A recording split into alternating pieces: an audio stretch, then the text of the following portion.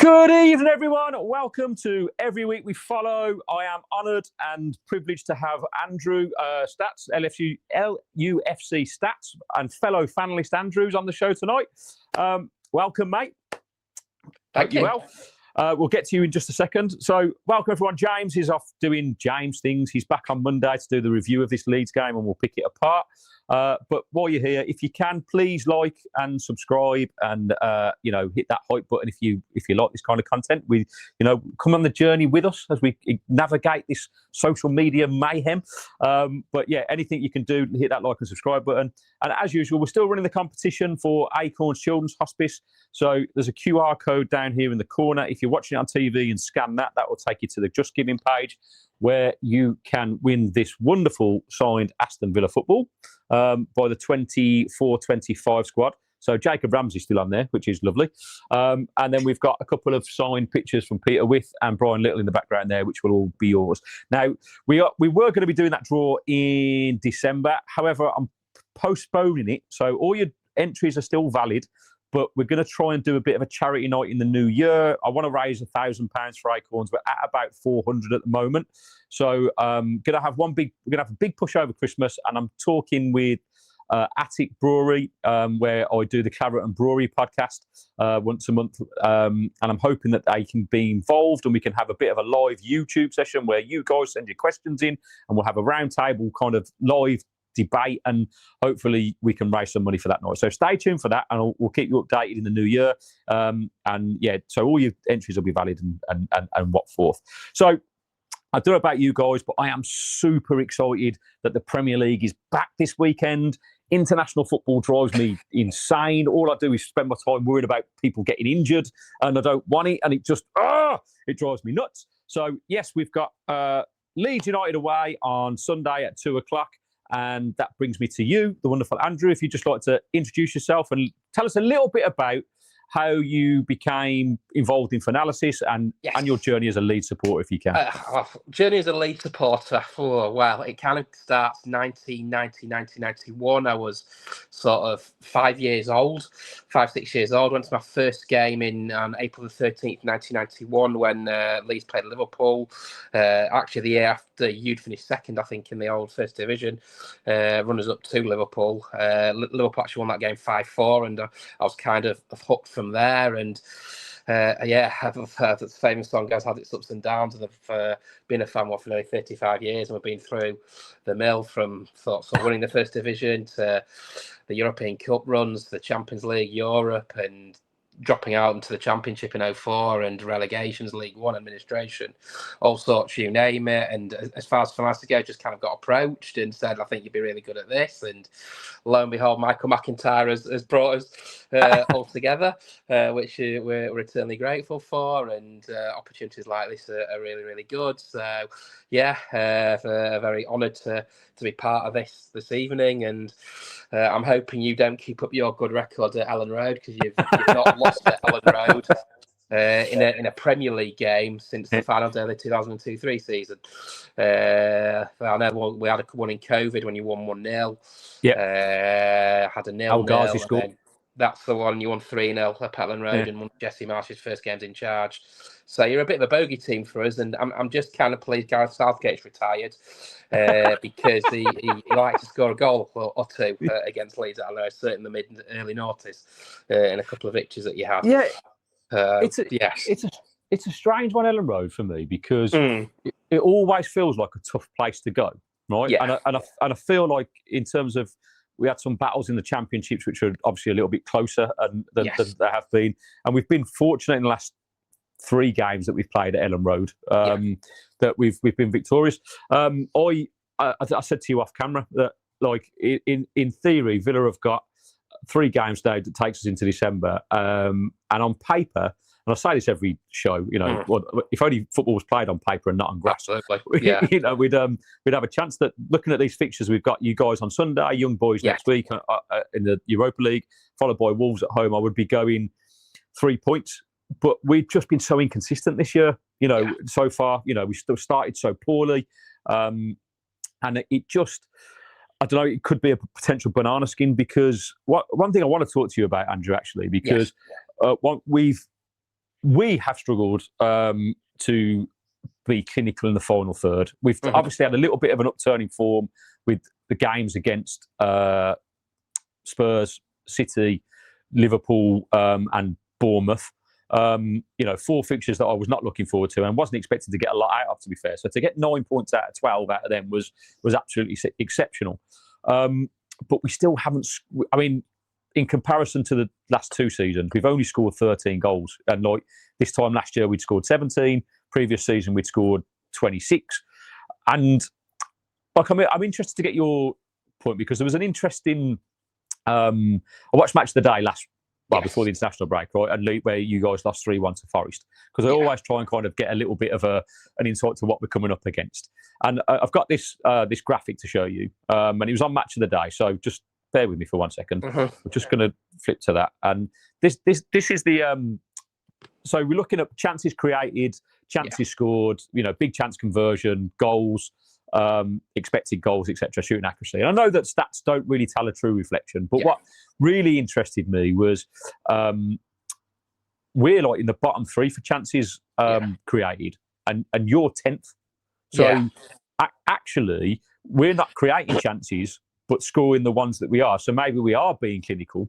Like, even though when I'm watching it live, and I've been to every home game this season, I'm like, I don't think we are. And I've gone in hard on Ollie Watkins, but then this stat kind of, I don't know, puts a myth to that. What's your thoughts on what's going on up front for Leeds? I think from a Leeds perspective, we actually created quite a few chances in the game against Burnley, and that's probably the one that kind of got away. But there's been a little bit of a drop-off in the last 2 games, certainly away at Brighton when we got easily beaten. Then we took the lead against Forest. Lucas Nemetra came, got his 2nd goal for the club, and you think there we're going to create more and more chances, just kind of fell away a little bit. I think it's a bit of a cautious approach.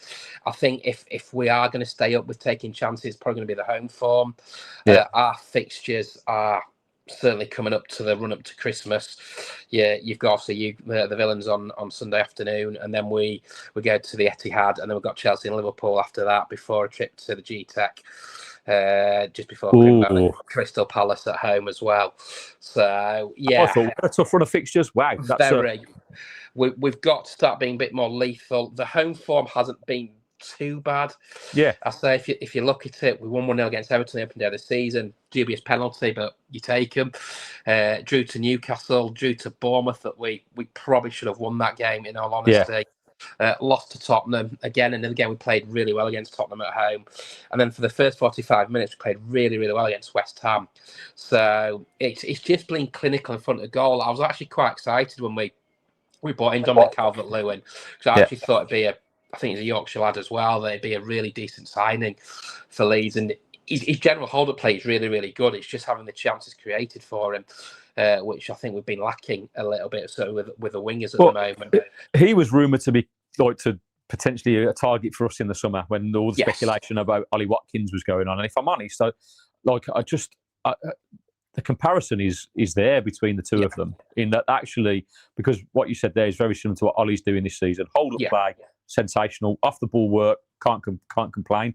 But conversion rate, oh wow, 1 goal in 11 games, and actually Watkins has scored 5 goals in the last 32, and that is, I mean, it's just it hurts my head, because ultimately, as much as you want to say your striker's working hard for the team, that's a given, right? That you expect that. But your job is to score goals, and for us, the last 2 seasons, it's been our downfall to get into that next level, when we've got owners that are ultimately talking about playing the Champions League on year, and wanting to grow the club globally and do all these amazing things, and it feels like we're close to greatness. But then on the pitch, I think we just fall short, and I get really concerned with games like Sundays, because it should be after, like you say, getting 12 points. 9 out of 12 points against those teams, that we go into this game after battering Bournemouth, going, this is a game we have to win, right? And I just worry that because it's away from home, and like I say, with the chances that you create, well, it could be a tight game. It could be. It just depends on if we are clinical in that final third. Now, don't get me wrong, we're focused on Ollie Watkins there and Calvert-Lewin not taking chances. Mhm. I think where Leeds are maybe falling short, we have got other players that have started to step up to the plate. Yeah. So Emery Buendia has been really influential. Morgan Rogers has started to play really well. Nana, we've suddenly got a midfield that is coming back into form, and we've got an abundance of choices to choose from. Yeah. So while Ollie is going to be fundamental to us being successful towards the end of the season, and if he has to hit some form if we're going to really do anything this year, i.e. win the Europa League, that's a big aim for us, I think, and also finishing the Champions League places on merit, which is going to be very, very difficult because it's so. You look at the placings from 12th to 4th. It's what, 4 points, I think it is, or something like that. Right. And so it's going to be uber competitive. And I think I just sit here going, in the 40 odd years I've been a Villa fan, like, can we do it? Because so often we've just let ourselves down. And this game on Sunday is just one of those where I feel this is a game we should win on paper, but it could be a banana skin. Even just purely on the fact that like you say, you are creating chances, and our defence could be weaker on Sunday depending on who's fit, which we'll go into when we do our predictions. But yeah, I don't know what's your thoughts on our attacking. What have you got any? I was quite surprised. You made a really slow start to the season, and then all of a sudden against Bournemouth, the last time out, it just clicked. And sometimes it just needs one of those games just to sort of turn your form around. I never thought you'd be that low part of the table. I always thought you had enough quality within your squad to certainly turn the form around. And sometimes you just need a game to just go for you and score a hatful of goals. And unfortunately for the Cherries, they're on the end of an absolute hiding. And the goals will come. I think you've got enough quality in your squad. I think I rate Ollie Watkins ever since he sort of broke through at Exeter when he first came through the ranks down at St James's Park in Devon. So you've got players like Morgan Rogers, who's again another player I rate very, very highly. And you've got a lot of talent. Emil Martinez has won the World Cup with Argentina, probably one of the best stoppers in the world. So you've got players there, and I don't see you being in any sort of danger, sort of relegation battle. And it might be a bit of a hangover from last season when you did so well. Last season you were one game away from potentially making it into the Champions League, which could have been a little bit of a hangover. So yeah, I've always been impressed with Villa. Absolutely. To swap plays with you, Gary, one day. Yeah, but yeah, and because you put so much into the European runs last season as well, it sometimes does have a little bit of a knock-on effect, a bit of a hangover effect. I think you've got a very good manager, Unai Emery, who has worked wonders at Villa Park, and I think he will sort of take you to the next level. I just hope it's not starting on Sunday. And I also think one thing that's interesting for me is the international break. You don't know how players are going to come back. We've got 3 of the Welsh lads that are coming back, 4 of the Welsh lads that are coming back on a high after securing qualification for the playoffs to the World Cup. They've got Bosnia in the draw and potentially Italy if they were to win that semi-final. So you don't know what kind of fitness levels they're going to be. Daniel's got his press conference tomorrow. So it'll be interesting to see what he said in there. But yeah, I think it's a tight game. It's always a very, very tight game at Elland Road between the two sides. You always bring a real good number up from the Holt end from Aston Villa, and it's a game I'm always looking forward to. I think for Leeds, I think it's important now that, as I said previously, our home form is key, because the next 2 home games are Chelsea and Liverpool. After this, we've got to start picking up points. If we don't, as great as it was from coming back up from the Championship, it was absolutely fantastic to get 100 points last season. Yeah, it's an amazing achievement, mate. Absolutely. I can't believe it, unbelievable. And I know not many clubs have done that. I know Sunderland, Burnley, Reading off the top of my head have hit over 100 or more, to say the least. But it's a tough league, and it was always going to be difficult. I'm insanely jealous of what Sunderland have achieved under Reg Libri over the last six months, and it's amazing how sliding doors moments that Sheffield had a goal disallowed at Wembley, and Sunderland get up there and go and win the player final.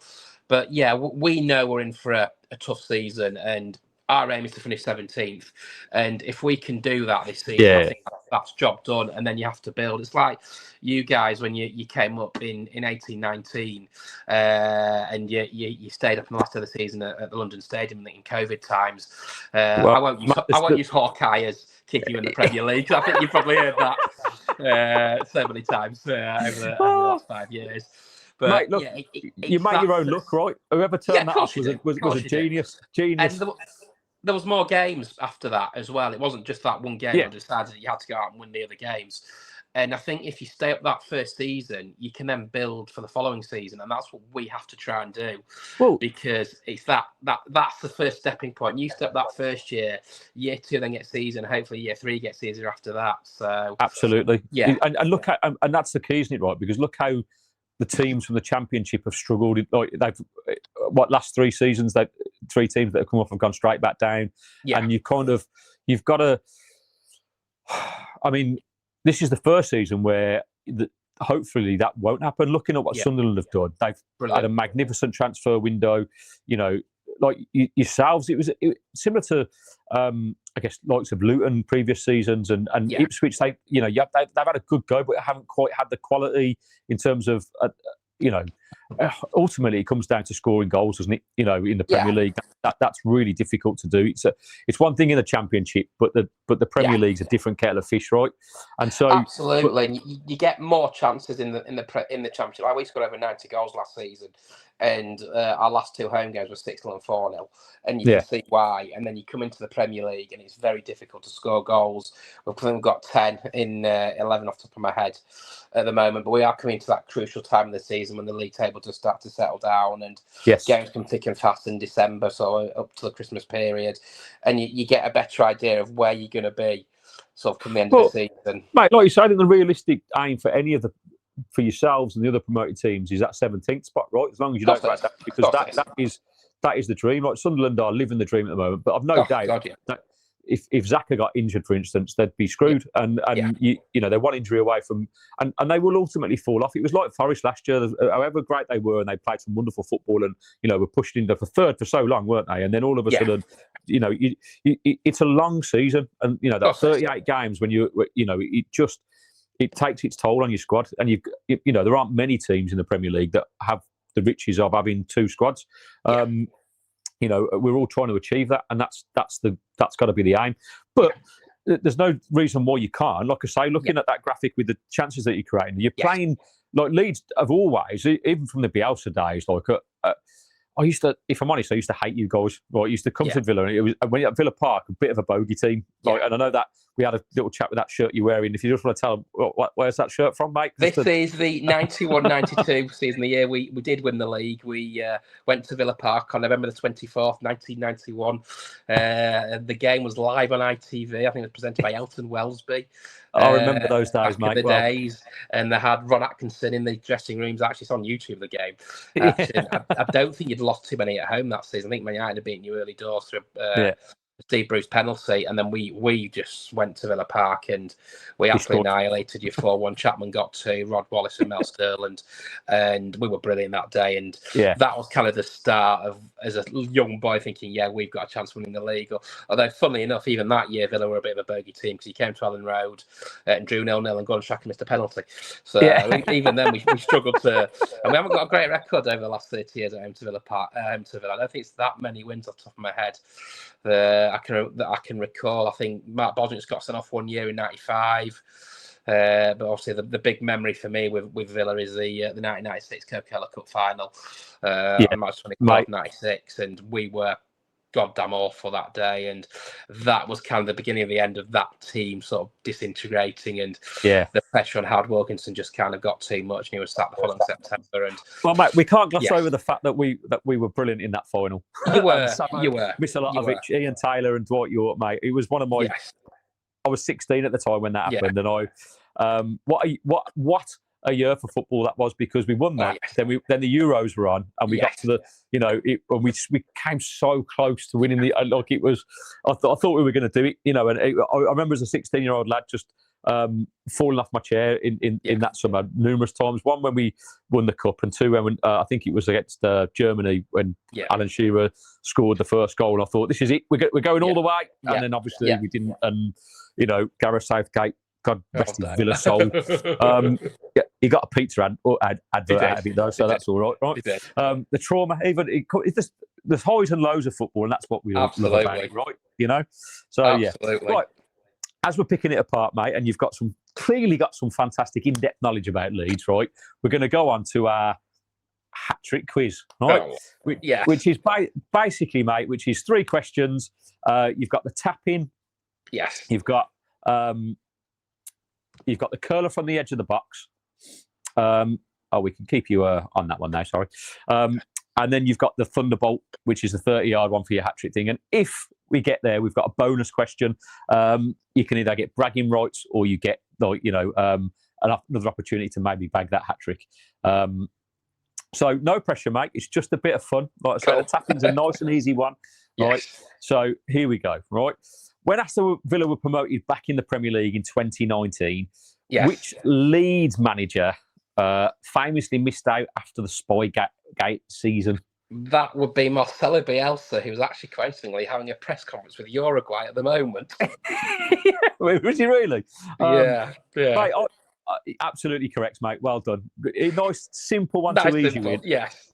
But he, for me, is still one of the best managers in football that I've ever come across. Like, I just, the way that, I don't know, he had you playing at times, it was brilliant to watch. Yeah. You know, if not a little bit naive at times, but my word, you played some fabulous attacking football. It was like watching Barcelona at times. I'll give you credit for that. Yeah. Right, onto the medium curler question, right? Yes. Bit trickier, but, Statman special. Here we go. Right. In the 22-23 Premier League season, Villa beat Leeds 2-1 at Villa Park. Which Villa player scored the opening goal that night? Jesus Christ, I can't. Do you know what? I try to actually forget all the games of the opposition. From the opposition, that when we weren't in it, like, do you know what? I can't remember. I only remember the Leeds goal. That was Patrick Bamford late on, wasn't it? It was Patrick. It was Patrick Bamford that got a goal late on. Oh, crap. Do you know what? I can't remember Aston Villa scorers. I feel really bad now. No, that's okay, mate. I'll go Ollie Watkins, but it's not, is it? It was some attack, and it was some counter attack, wasn't it? Because we had a corner, and it was on a Friday night, and I can't remember the score, Gary. Mate, you almost remember the goal, describe it perfectly. You just can't remember the player's name. It was Leon Bailey. It was, wasn't it? Crikey. God rest his soul. But not to worry, mate. You've still got an opportunity to get through. So we go on to the Thunderbolt. Right now, this is probably it's back to Leeds, right? But I just thought I'd throw a Villa question in there just to kind of to test it, right? Yeah. Okay, so time for the screamer. 30 yards. Here we go. In December 2018, Leeds came from 2-0 down to win 3-2 at Villa Park. Yes. In a championship classic, mate. So those were, I don't know about you, but I've got fond memories of the championship. I really have. Like, obviously, you have with 100 points. We went on that 10-game unwinning streak from 15th to the playoffs to promotion. Wow, unbelievable. Okay, so which Leeds player scored the 95th minute winner that day? That would have been a player that's just actually signed for Warsaw in the last week. Kemar Roof. Yes, correct, mate. Okay, so that's 2 out of 3. So we go on to the bonus question, mate. Yes. And I think you'll probably get this because, and this is for your hat trick. Yes. But so obviously you famously won the last ever Division 1 title in 91-92. Right. Who was your top goal scorer in that season? That would have been Lee Chapman with 20 league goals. Yes. Fair play, mate. Smashed it, mate. Hat-trick, back of the net. You redeemed it. I got you on the Villa knowledge, though. So it's clear the lead stats man's there, but forget about... I like that, mate. Like, I don't care about what the teams are doing. Fuck you guys. I'm only for my own team. I love it, mate. That's great. Yeah. Mate, just a bit of fun to break up the show and kind of, just test your knowledge, which is, by the way, superb. So I'm loving that. You get the hat-trick. One day, mate, I'm going to get little pin badges printed and I'll get you out that you have scored a hat-trick on every week we follow. Right, so that takes us on, mate, to our predictions. Yes. All right, now, in this section, we're going to go through our team lineups and you can just break it down for us, mate, and let us know kind of where we're at. And this is your starting... Is this your predicted 11 or what you think will start? This is my predicted 11 on where... Obviously, Daniel's not had his press conference yet. Yes. And also we don't know what condition some of the Welsh boys have come back in, some of the international players. But I've kind of gone 4-2-3-1. It can become a bit of a 4-3-3 when Tanaka kind of drops back. Obviously, got Lucas Perry in goal. We've got Lucas Perry or Caldalo and...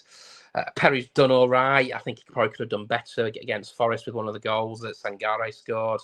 I think left back Gabriel Goodmanson's been a really excellent acquisition this summer. Then you got Jayden Bogle on the right hand side.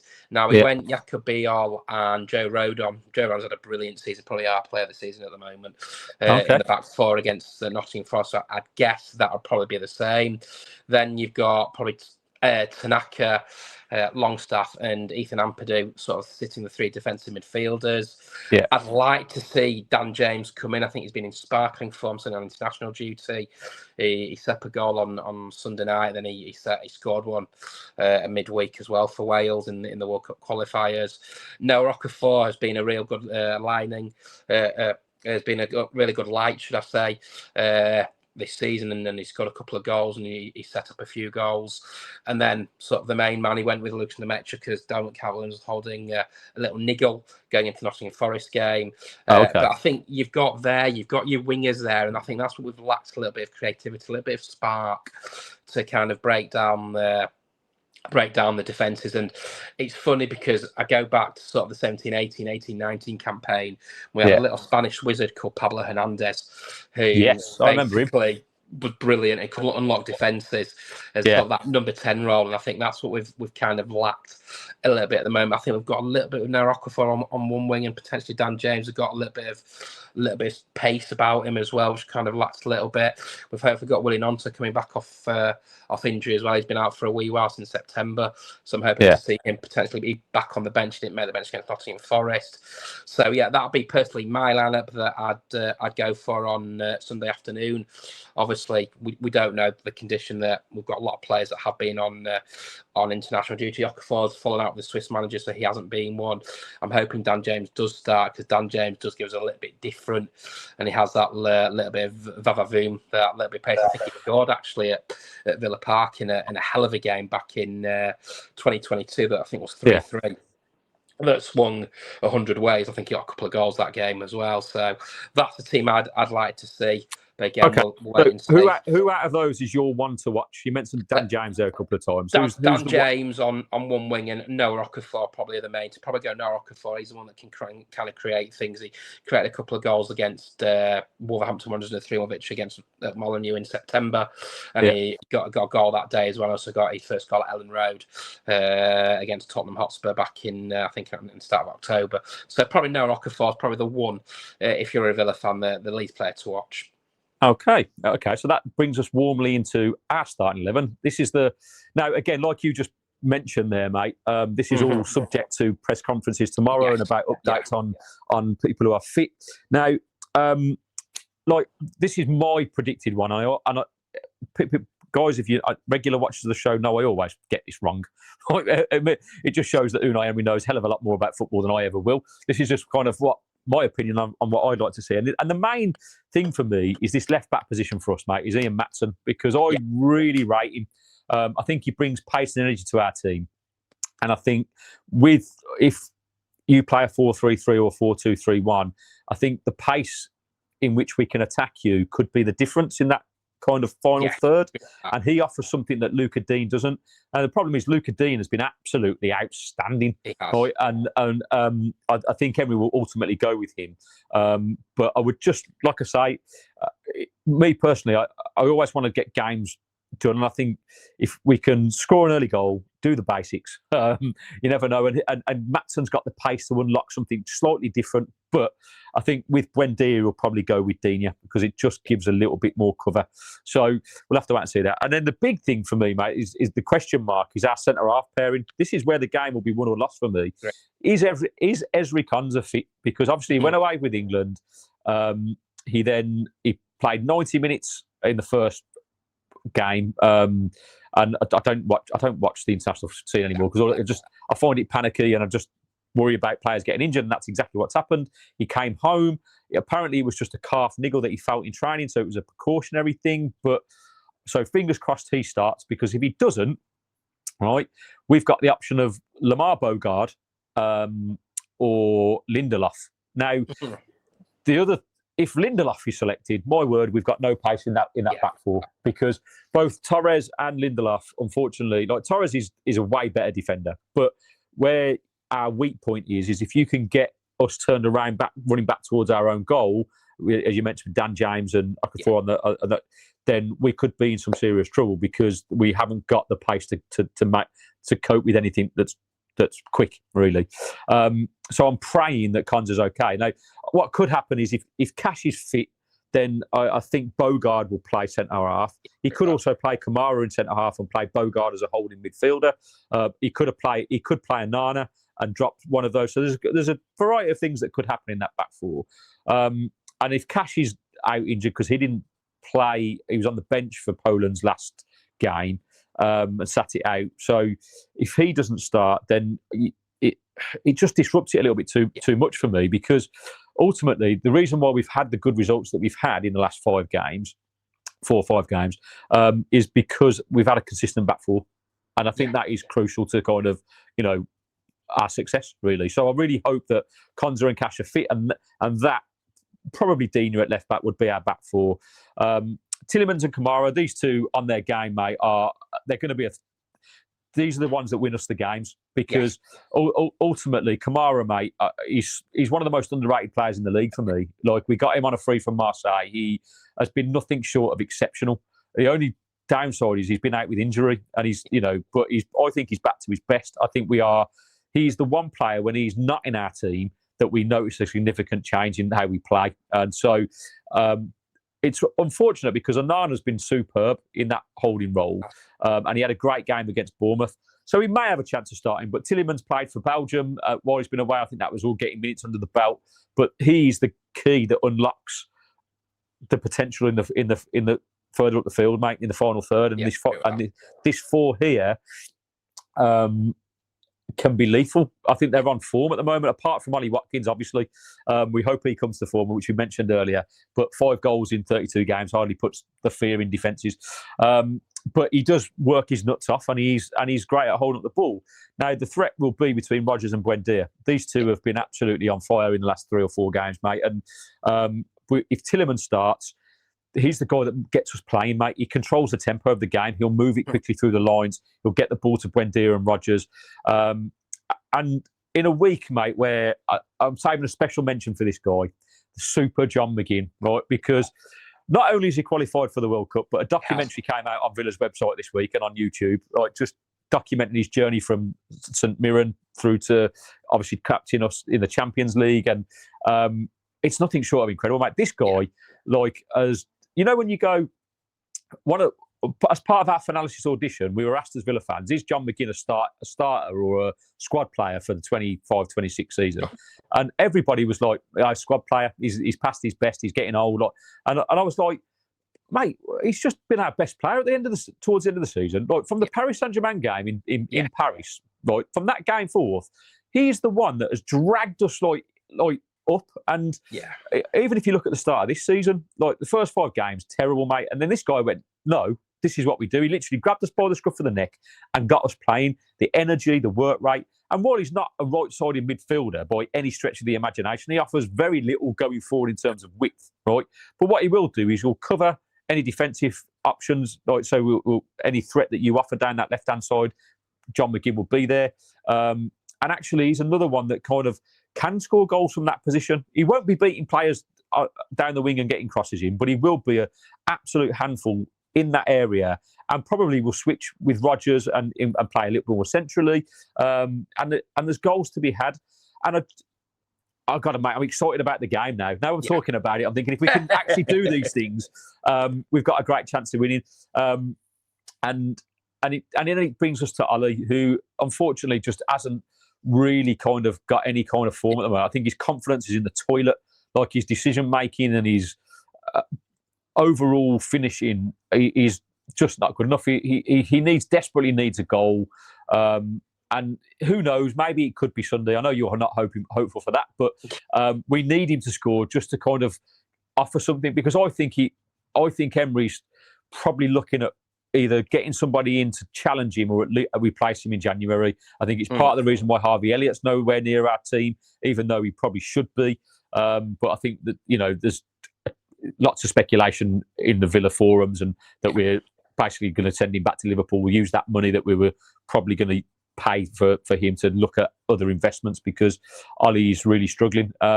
We've also got Gassond, who could play down that right-hand side, but I just don't see it at the moment because, again, he puts in a shift defensively, but he doesn't do a lot going forward. I think McGinn offers more. I think we may well see him in the latter stages of this game. But, yeah, I'm excited.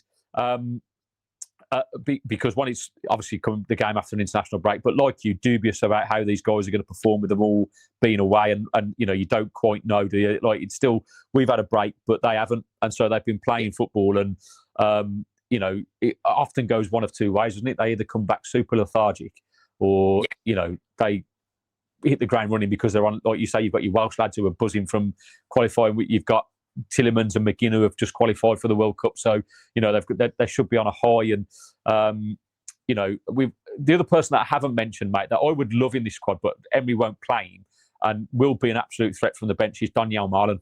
Like he's our goal scorer. Like, I think he's a clinical finisher, mate. But for whatever reason, like, there's a big kind of conundrum in that fine because he doesn't really fit into that formation. So he's not an out-and-out striker. So if you can't play him like for like in replacement of Watkins, he's not a number 10. He's not a wide man. He's more of like a second striker. And we've only played that system once against Burnley.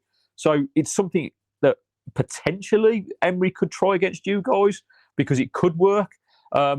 But it seems to me that any teams in the top half, he sticks with this. And, but when we played Burnley, he did change it, and that was kind of a surprise. So that could well happen as well. We'll have to wait and see. So either way, mate, it should be an exciting game. Yes. Right. Let's get on then to our score predictions, mate. So, as you are the guest, I will allow you first dibs. So, in your own time, let us know. Well, I've been looking through the stats, and as a stat man, it's been 8,233 days since Leeds last scored a Premier League goal at home to Aston Villa, which actually calculates to 197,346 hours since Leeds last scored a Premier League goal. That was Mark Viduka on the final day of the 2002-03 season. We'd just beaten Arsenal the week before to stay up. And I think it was actually Graham Taylor's last game in charge of Villa that day before. Actually, ironically, David O'Leary took over Villa former Leeds manager. I'm going to sit on the fence here. I'm going to go for a 1-1 draw. I think Leeds just need to get a bit of confidence back. I think a lot depends on how the players, as you rightly say, what condition they come back into after the international duty, because nobody knows, as I say, until the press conferences are done. I think we just need to stop the rot a little bit. We played very well against the last Claret and Blue side at Elland Road in the first half anyway against West Ham. We haven't got a great record against you lot at Elland Road, as I said. You have to go back to that 2002-03 season, certainly in the Premier League. And before that, our last victory against you lot in the Premier League was, I think, the third game of the 95-96 season. The year you actually won the League Cup. So, yeah, I'd like to say Leeds will win, but I'll go one apiece on Sunday. One apiece. Just for you guys, I guess, don't lose the game, right? Yes. And just following on from what you've just said in terms of, we have had a good record at Elland Road in the last few years. So, and I think off the current form that we've had prior to the international break, I'm going 2-1 Villa. I think we will concede. I think because you do create chances, and I think depending on who plays in our back four, that will be the test. If we can play with that starting back four, mate, that we've played, then I think we can win 2-1. If it's a change from that, then, like I say, with the pace that you've got, it could cause us problems. So we'll have to wait and see. But I think 2-1. You got goal scorers. Who do you think is going to score for Leeds? I'll go Okafor for Leeds. And I'm going to go, just because of the week he's had and the adrenaline that he has had. And he's actually one of my favourite non-Leeds players is John McGinn. John McGinn, yes. I love that. That would be icing on the cake for him, I think. I think he'd explode. It would be a perfect end to the week, wouldn't it? So I'm going to go for a McGinn and Ollie Watkins to score and get on the score sheet. Ollie to score the winner. Villa fans go crazy. Everyone loves him again, and it's all is forgiven. And I think Calvert-Lewin's going to score. I've got a feeling, right? Because, and I'll tell you why. And the reason why I think Calvert-Lewin will score is because the last time he played against Villa was for Everton, right? And he got put through one-on-one. And I remember I thought for sure he was going to score, and I think Martinez came out and smothered him and managed to save the ball, right, and just save it, tip it around. And I just think he's, with the speculation that he might have come to us, I think he's going to be up for it. I think he's going to want to, make maybe, obviously we declined it at the moment. He's probably going to go a big up yours to Villa and take that tango. But obviously all the best for Sunday, Andrew. Yes, and you. Hopefully my prediction's correct. And if you do follow the channel, and we have every week predict, and the link is in the bio. So if you could make sure you get your scores in for that, and see who's going to be right, me or Andrew, and we can tune in on Monday to James and I while we pick it apart and see who's correct. So until next time, thanks for watching. Please like and subscribe. Andrew, thank you so much for coming on, mate. It's been an absolute pleasure. Just stay around for a second, mate, and I'll chat to you out of stage, because most people just shoot and run. And we'll have a bit of a chat before that while we play the out intro. And it just leaves me to do the thing that probably annoys all the fans that come on, mate. So I apologise for this, but it's something we do at the end of each show, as just to round it off. So as always, people, thanks for watching. Like and subscribe. And every week we follow the boys in Claret and Blue. Peace, everyone.